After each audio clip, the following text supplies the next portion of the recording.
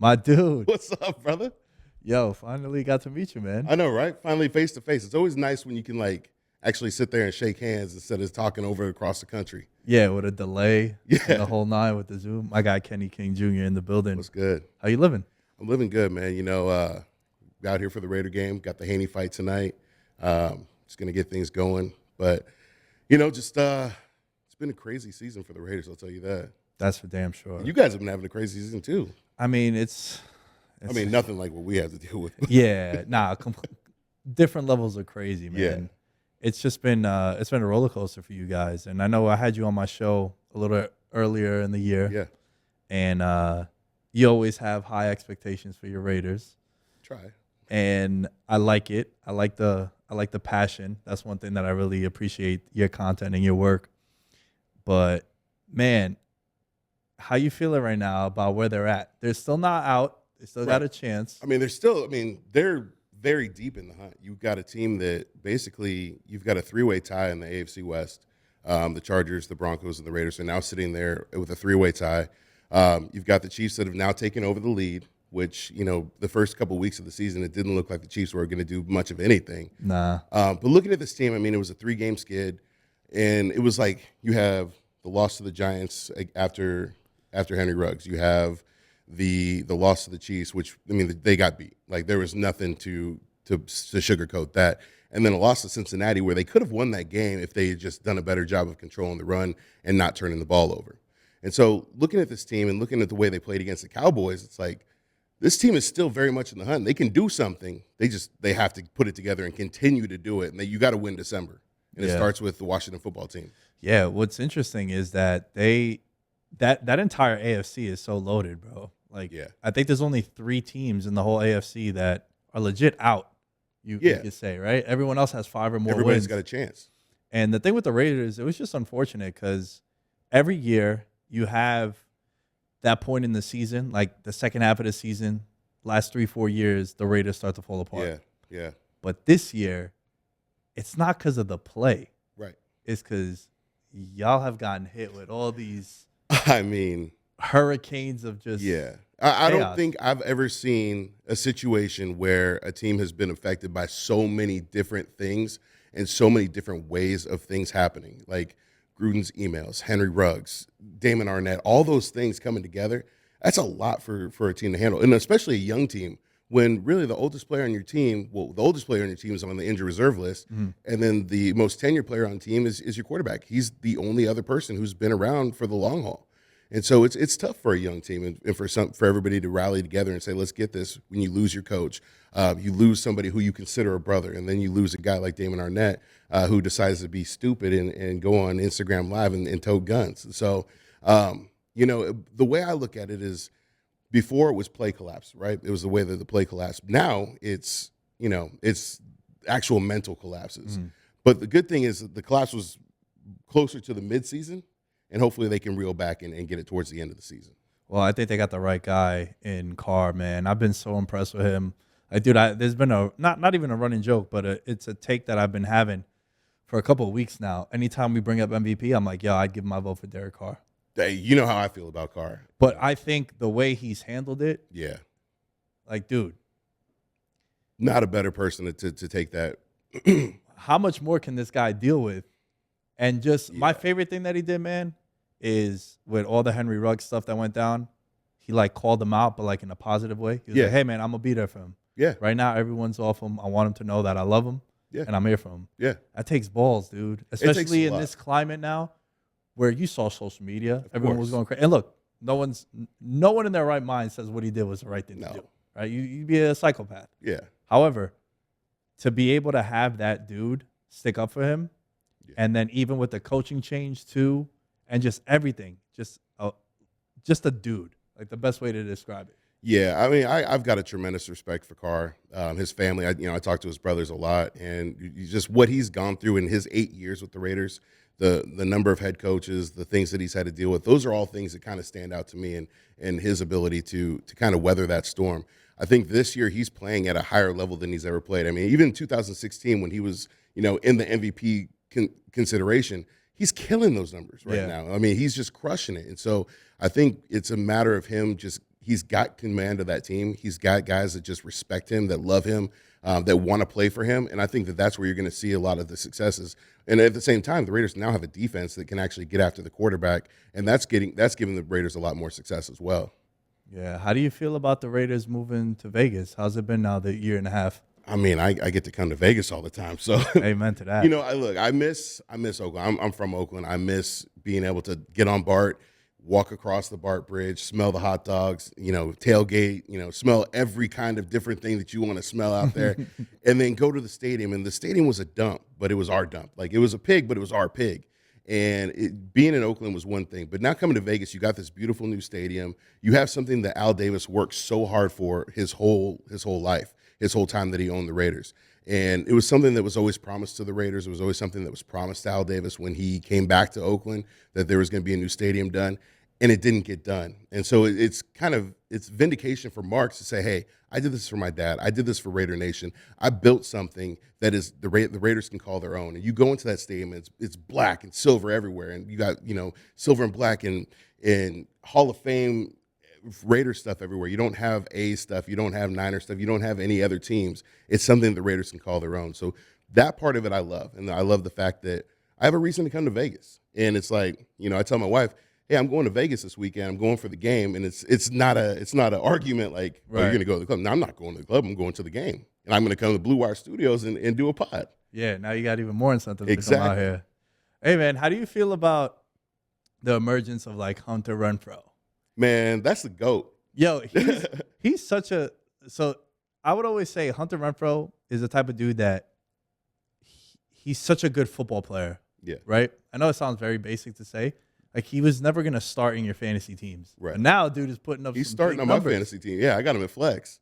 But I've been a fan of his since Clemson. I was actually out in Vegas in 2016 or 2017, the year they won the national championship. And I bet him 8-1 to win the national championship. Oh, wow. With Deshaun Watson and him. And he scored the game-winning touchdown against Bama. So forever, Renfrow. I love the way that he plays the game because I was actually talking to my boy about this on the way in. I love the way he plays the game because he doesn't care. Like, he goes out there and he just has fun, and that's what football is all about. I mean, you're playing a kid's game. You're the best at what you do, and you're getting paid millions to do it. But you're playing a kid's game, and I love the fact that he's been able to go out there and do that. But you know, he reminds me a lot of like a Fred Biletnikoff, a guy who looks very unassuming, a guy who you would not expect to be as freakishly athletic as he is, and then he just goes out there and embarrasses people. My favorite picture is when they got A.J. Brown, Metcalf, and then it's like him.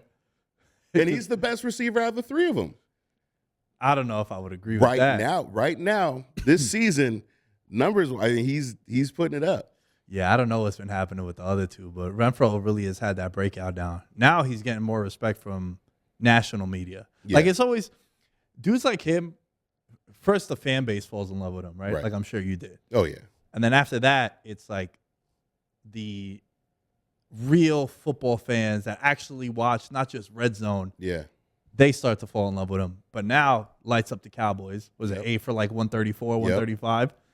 Spotlight, national spotlight. And now people are talking about him as a premier slot wide receiver. Well, and you got guys like Edelman and Welker that are basically, you know, that are calling him out as well. Like, hey, this guy, I mean, and those are two of the best slot receivers of all time. You know, those guys are just guys that just completely dominated the league. So, but also, you know, like, I hate this notion of if you're a slot wide receiver, it's a bad thing. Like, if you can only line up in the slot, because this was a movement that was happening in like the fantasy football circles years back, where they would say, why not take your Julio Jones, DeAndre Hopkins, put them in the slot? Yeah. You have all the mismatches. And then you started seeing the Saints were doing that with Michael Thomas. Yep. Then you get Cooper Kupp, Devontae Adams. DeAndre Hopkins. That's just now dudes just line up everywhere if you're a complete wide receiver. Well, and that was one of the things that Gruden had for his offense is that he wants guys that can line up anywhere. He wants guys that can play anywhere. So if you're a running back, you can line up out wide. If you're a tight end, you can line up out wide. If you're a quarterback, you can line up at slot. I mean, we saw Derek Carr line up on Trayvon Diggs and call him out and say, come here. and Derek still, to this day, says that he wished that he caught that fade over him because that's just the kind of guys that you want. You want guys that are going to go out there and just can play football. And I think that that's where you have successful teams. That's one of the things that I can't stand the Patriots, but that's one of the things that Bill Belichick has done really well in his millions of years coaching. Yeah. What makes the Raiders such a polarizing team? I mean, the history of the team, the silver and black, the band of misfits. Al Davis taking on the NFL, self-made man. He wasn't an oil tycoon, or he wasn't something like that. He's a guy who came from the bottom, worked his way up, took over the league, fought the league, and won, and built a winning franchise and built almost a dynasty. Winning 3 Super Bowls within 10 years, and really just creating a franchise that took players that were misfits and that were castaways on another team and turned them into Hall of Famers. Yeah. They're just I feel like the logo looks fire too. I mean, is there anything harder in sports? I would say maybe the closest thing would probably be the Bulls logo, but there's no harder logo than an eye patch and a shield in silver and black. It's just it's menacing, and that's why you saw the LA gang scene rocking Raider stuff, because it's just menacing. Yeah, and also they're neutral colors. You can wear it with everything. I wear it every day. Yeah. Dude, how long you been doing content? On my own, I've been doing content for about 2 years. Actually, no, for about a year. I just celebrated my first year. But I've been doing pods now for about 3 years. I was with Cody for a while, and then came on and started my own pod with Blue Wire about a year ago. How you liking it? Love it. Absolutely love it. I have a lot to say, and now I got people that want to listen to what I have to say. So, right? Yeah. What a weird thing sometimes. Yeah, right? Like, you've been doing it for what, like 5 years, right? 6. 6, yeah. So, I mean. I used to do 3 different shows. That's nuts. I used to record 6 episodes a week, and I would commute from Queens to Long Island and then back. And I was waking up at 3 in the morning. And I was in college, then I dropped out, just walked out. Yeah. Some shit from a movie, bro. No joke. That's I was taking advanced Greek because I speak Greek too. Yeah. That's why everyone calls me Lamb. So I'm in Queens College, and I go and I get lunch with one of my friends who I known her since I was like 6. We went to elementary school, junior high school, and I have my notes from my podcast. Yeah. And we had like a midterm or some shit. And she's like, yo, all you've been telling me every time we grab lunch is about your podcast. Like, why don't you just do that? Yeah. It was like one of those things from a movie, bro, where I'm like, yo, you're right. And I just walked out the class. I've been doing content ever since. I tell you, there's nothing better than creating your own content for, to do the things that you want to do. Yeah. And I think that's what I like about it, is because there's going to be people that want to listen to what you have to say. And if they don't, then they find somebody else to listen to. But you're going to talk about what you want to talk about. And I think that's the beauty of it. Yeah. How do you like the direction of like where podcasts are going? Because I still feel personally it's still in its it's not even toddler years, man. Yeah, it's not even near where it's going to be. I think that podcasts are going to be the next wave. I think podcasts, videos, things like that. Like, I've been doing YouTube for about a year and a half now, and people like to watch videos. People like to have curated content. And we talked about this before. Is people like to have that curated content where it's stuff that they want to hear. They don't want to hear all the other filler stuff. And so when you can just hone in on something that benefits you, that's something that you love, people are going to want to do that more and more, and they want to listen to that more and more. So I think podcasts are just going to continue to take off, and I mean, it's going to be crazy to see what happens within the next 5-10 years. Yeah, and I think the people that have been early to it are really going to see the most benefit. Oh yeah, and the ones, and not even early, man. I don't want to say that because then that feels like I'm tooting my own horn. But I think the people that are the most consistent. It is. It's all about consistency. It's just like with anything. Like it's like with tweeting. It's like with Instagram. It's like with TikTok. If you're not continuing to put out content, if you're not staying within the algorithm, then you're going to fall by the wayside, and there's going to be somebody else that's going to come in, step up, and take it over. One of the things I really want to ask you as we start to wind down, because I know we gotta wrap this up soon. Yeah. It piggybacks off what you just said now, dude. I struggle sometimes with the volcano that social media could be. I love social media. Yeah. And I like to preface that because I feel like everyone always shines the bad light on social media. Yeah. It could get chaotic. It could get toxic. Yeah. If it wasn't for social media, us two wouldn't be talking. I wouldn't be coming out to Vegas to do content. Yep. However, it's overwhelming. No. And sometimes I do want to be like, you know what, man, I'm going to just fall back. I don't want to, let me just deactivate my account for a week. Yeah. But I can't because my business and my livelihood now is social media. How do you navigate through that dynamic? It's kind of compartmentalizing, right? And I'll speak to this. My mom passed away about a month ago, and dealing with that, like trying to deal with navigating through her passing and dealing with the cancer and all of that, and still knowing that I had to put out content. And I didn't have to put out content. It was a matter of me like feeling like I wanted to put out content, and that was more cathartic for me to do that. And it was then at that point was where I was like, you know what, I'm going to curate my timeline and my feeds to things that please me, and things that displease me, I'm going to get it out. And so I got a little more heavy with the block button. I got a little more heavy with the mute button, and really just started to look at, if this doesn't please me, I don't want anything to do with it. I got enough stuff that I have to deal with. I have enough stress on my plate.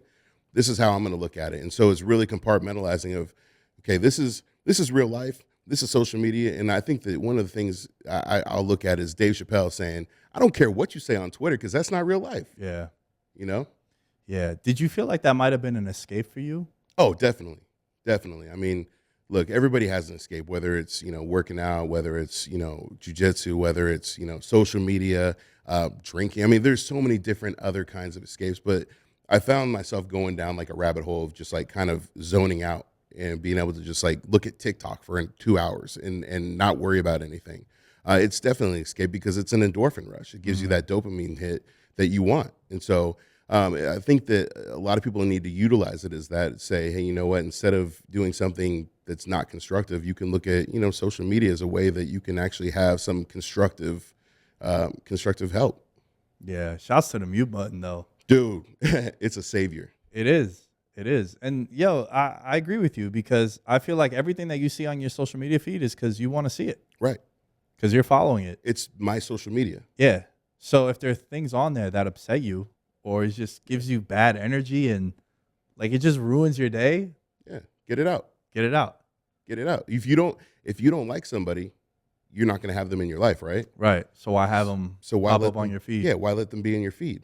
You can control what you can control. That's what I always say, is control what you can control. And social media is one of those things that you can control. I agree with you, man. I agree with you. Last thing I want to ask you, what are your plans for 2022? 2022 is bigger, bolder, and badder. I'm taking the content up a level. I'm going to be doing some more stuff with the pod, more video stuff, a lot more interviews, getting more episodes out. I'm gonna get back into writing more, taking some more time with that, and then just also at the same time, like really looking at honing in on my career and navigating out of where I'm at into more of the content creation, more of the sports industry, and working with that. What about you, man? I know you got a lot going on. So, what do you got going on? Man, my next goal is I want to start streaming, but like sort of watching sporting events live. Okay. But you're watching like me and the homies. Watching with you. Drinking beers. Yeah. Chopping it up. Yeah. Like that kind of vibe I think is next. I think outlets like Twitch, Mixer. No, I don't think Mixer's around anymore, but like Facebook gaming. Yeah. I think those are underutilized in podcasting because people just associate those things with gaming. So I think that's the next one. And man, when I first started, bro, my main goal was to just be able to create content full time. I didn't want to flip eggs anymore. Like that was always like, what's your number one goal? Like, I don't want to wake up at 3 a.m. anymore. I wake up at 6 now, 7 o'clock, but it's better. It's definitely better. Yeah. Wake up and like the sun's up, not always go to sleep dark, wake up dark. But dude, I appreciate you coming in, man. You're someone that I admire your work. Super family man. I love it. The kids always me mugging on the TikToks. Always. And you always show me mad love. So when I came out here and I had this spot, I was like, you know what, let me hit up Kenny. No, I appreciate that, man. Appreciate you. You know, you're somebody I've interacted with a lot. I got mad respect for you. I love what you do. Obviously been on your pod before. And, I love creating content with you because you're somebody I can just rap with, and I like that. I don't like when you get on something that feels stale and it feels weird. And you're just like, I don't know what to talk about. Shit flows. And so I like that. Yeah. Yeah, that's why sometimes I'll just have a person on my pod once, and then if you don't see him again, you kind of know where you're at. Yeah. Dude, where can they find you on social media? Check me out on Twitter at KennyKing_Jr. You can check me on Instagram at _Kenny King Jr. And TikTok is at @KennyKing_Jr. And then you can catch me on social media, Kenny King Jr. And probably the best way to find you. And then my podcast, of course. If you're not following the podcast, if you're not listening to the podcast, even if you're not a Raider fan, you're going to enjoy it. Real Talk with Kenny King Jr. I talk about a lot. Yeah, I was going to wear the shirt, but I wore it to jiu-jitsu the other day. Oh, so you got it all stinky before you came in? Yeah, man, I had to. See, I was going to wear the Veterans Minimum shirt, but I still haven't gotten it. I got it. I got it in my bag right there. Perfect. So I got you Let's after. go. At Nick Dais 10 is where you can find me. At Veterans Minimum is where you can find the rest of the show. And we'll catch you guys next time. All right.